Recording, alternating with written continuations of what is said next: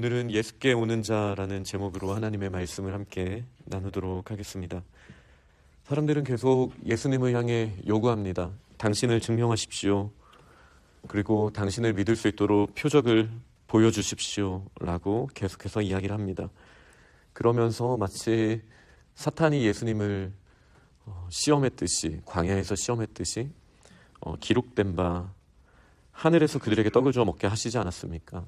그러니 당신이 하나님이 보내신 사람이라면 우리에게도 모세를 보내셨을 때 모세를 통해서 떡을 주셨던 것처럼 우리에게도 표적을 행하셔서 당신이 하나님이 보내신 사람이라는 것을 증명하십시오라고 이야기하고 있습니다. 그런데 이제 예수님께서는 본질을 다시 말씀하시죠. 모세가 너희에게 하늘로부터 떡을 준 것이 아니다. 내 아버지께서 너희에게 하늘로부터 참떡을 주신다라고 본질에 대해서 말씀하고 있으십니다. 이 하나님의 떡은 하늘에서부터 내려 세상에 생명을 주는 것이다 라고 다시 본질을 이야기하시는데, 사람들은 주여 이 떡을 항상 우리에게 주소서라고 다시 본질이 아닌 그들의 기준 안에서 예수님께 요청하고 있습니다. 그리고 나서 예수님은 이제 비밀을 드러내시죠. 이 정도 대화 이후에 비밀을 드러내셨기에 귀 있는 자는 들을 수 있었습니다. 그리고 그 귀 있는 자들 중에는 이 말씀을 듣고 이제 예수님을 내가 제대로 믿어야겠구나 라고 생각하는 자들과 그렇지 못한 사람들로 아마 나눠졌을 거라 우리는 충분히 예상할 수 있습니다. 예수님은 그 요한복음에 있는 나는 이다 라는 그 주제를 가지고 사실 6월절에 말씀하시기에 너무나 적합한 말씀이죠. 나는 생명의 떡이다. 이 본질을 말씀하셨습니다. 지금 사람들은 뭐라고 말하고 있는 겁니까? 모세처럼 당신도 하나님의 떡을 내려주셔서 당신이 하나님의 사람이라는 것을 증명하십시오라고 이야기했을 때 예수님은 내가 그 떡이다. 모세가 부족한 떡을 내렸었지만 모세도 나를 지시하고 있는 것이었다. 내가 그 떡이다. 하나님이 보내신 생명 자체다 라고 말씀하신 거예요. 제가 설교를 준비하다가 저희 부모님이 몇 번, 많이는 아니지만 한 두세 번, 어쩌면 아버지가 설교하시다가, 저희 아버지가 장로님이시지만 저희 교회 집사님 장로님처럼 설교할 기회가 몇 번 있으셨거든요. 그때도 말씀하셨던 내용이 기억이 났어요. 제가 아주 어린 아이 시절에, 유아였겠죠.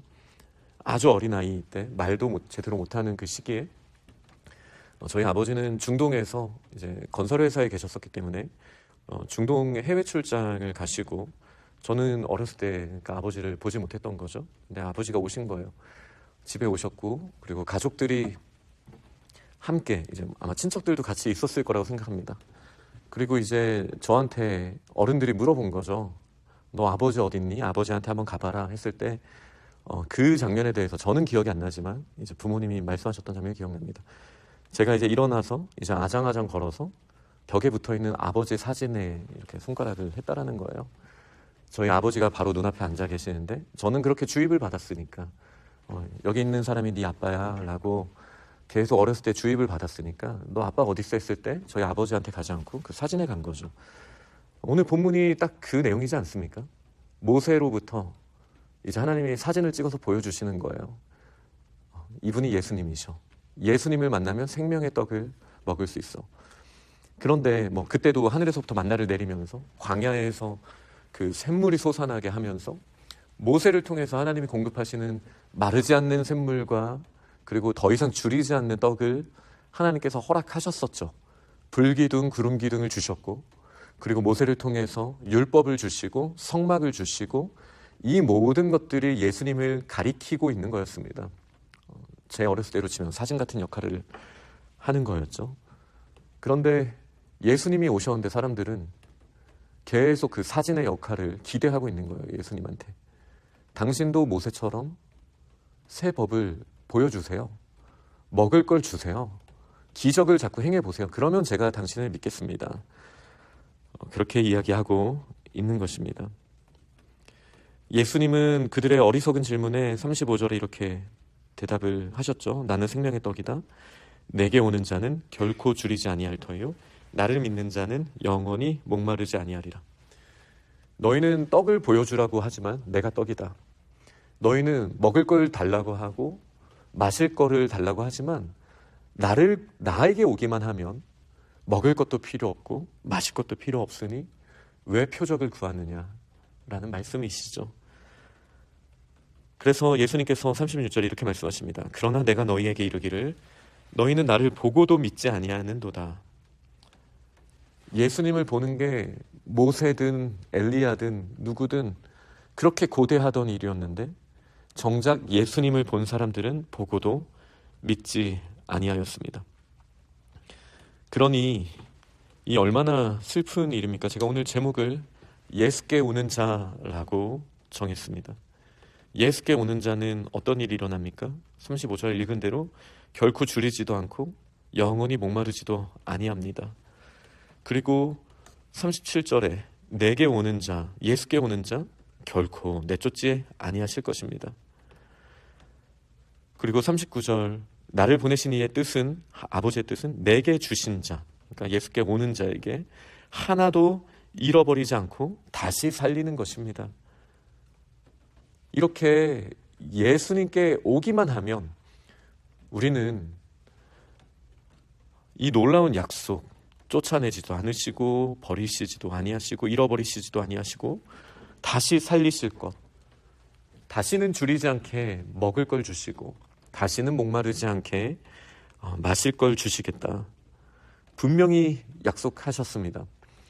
그리고 이 배경을 가지고 지금 저희들의 모습을 한번 돌아보면 좋겠습니다.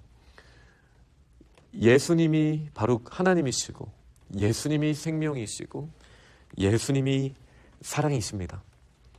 그분을 우리에게 보내주셨고 우리가 예수님과의 동행을 매일 한 걸음씩 나아간다면 과연 이 하나님의 임재 자체를 우리가 누린다면 계속 이 사람들처럼 표적을 저희가 자꾸 구해야겠는가 라는 질문을 하는 것이죠. 생명의 떡이 있는데 나에게 떡을 주시는 분이 맞는지 증명해 주세요 라고 이야기를 하는 것이죠.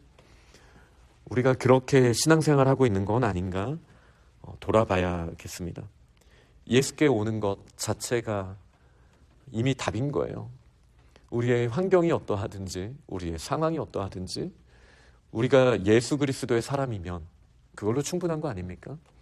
예수님과 동행하는 자라면 지금 당장 다른 것들이 내게 필요한 것들이 안 보인다 하더라도 그게 뭐 그렇게 큰 문제겠습니까? 우리가 진짜 생명의 떡인 예수님을 소유하고 있다라면.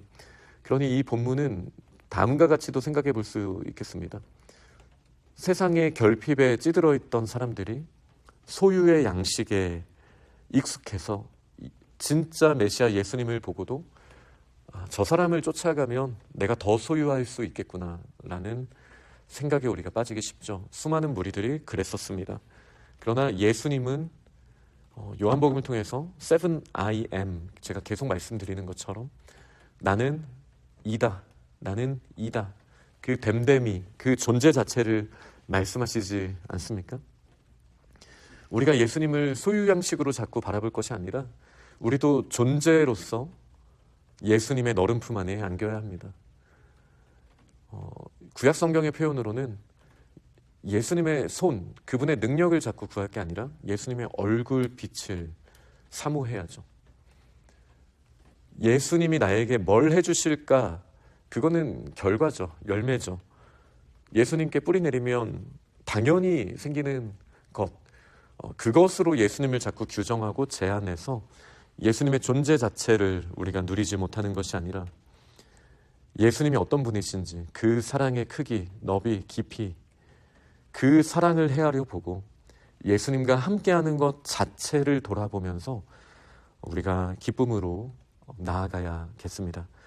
오늘 주신 말씀을 기억하면서 자꾸 표적을 구하는 사람들에게 그 표적이 가리키는 예수 그리스도를 오히려 못 보는 어두움이 있었다라면 저희들에게는 이미 그 표적은 성경을 통해서 그 지시하는 것이 예수 그리스도를 향한 것이라는 사실을 우리가 도저히 부정하지 못할 정도로 완벽하니, 그러니 이제 예수님의 존재만으로 만족하는 저희가 되게 하여 주옵소서.